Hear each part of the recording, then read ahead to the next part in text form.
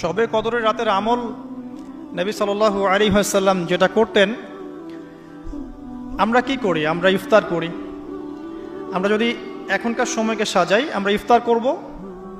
নবী সাল্লাল্লাহু আলাইহি ওয়াসাল্লাম সারা রাত জাগতেন, নিজে জাগতেন, তার পরিবার বর্গকেও জাগাতেন। আয়েশা রাদিয়াল্লাহু আনহা বলতেন যে তিনি শেষ দশক আসলে এত বেশি ইবাদত করতেন, নিজের কোমর বেঁধে নিতেন, স্ত্রীদের সঙ্গ ত্যাগ করতেন, একদম টোটালি তিনি ডিভোটেড হতেন, আল্লাহর প্রতি একনিষ্ঠ হয়ে যেতেন শেষ দশকে, এবং ইতেকাফ করতেন, মসজিদে ইতেকাফ করতেন। যদি আমাদের পক্ষে পসিবল হয় আমরা শেষ দশকে ইতেকাফ করবো ইনশাআল্লাহ। যদি পসিবল নাও হয় আমরা শেষের 10টা রাত বাসায় জাগার চেষ্টা করবো ইনশাআল্লাহ। আর যদি 10 রাতও জাগতে না পারি, শেষ দশকের বিজয়ের রাতগুলো অবশ্যই জাগবো ইনশাআল্লাহ। 21-এর রাত, 23, 25, 27 এবং 29, এই 5টার যে কোনো একটাতে লাইলাতুল কদর আছে। কিভাবে জাগতে পারি?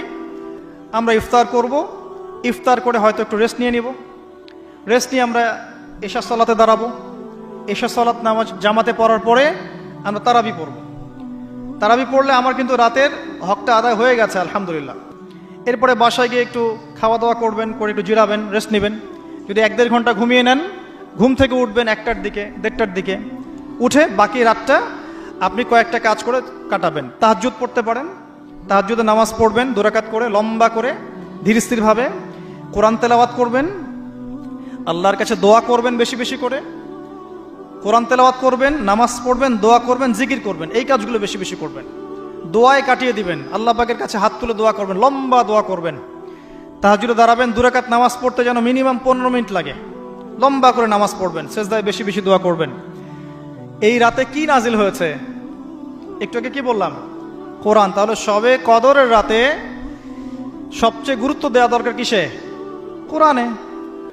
নামাজে দাঁড়িয়ে লম্বা কেরাতে আপনি তেলাওয়াত করবেন। যদি লম্বা কেরাত না জানেন, ছোট সূরা বারবার পড়বেন। 1 রাকাত নামাজে সূরা ইখলাস আপনি চাইলে 10 বার 20 বারও পড়তে পারেন, কোনো সমস্যা নেই। আপনি লম্বা সূরা জানেন না, তাতে কি হয়েছে?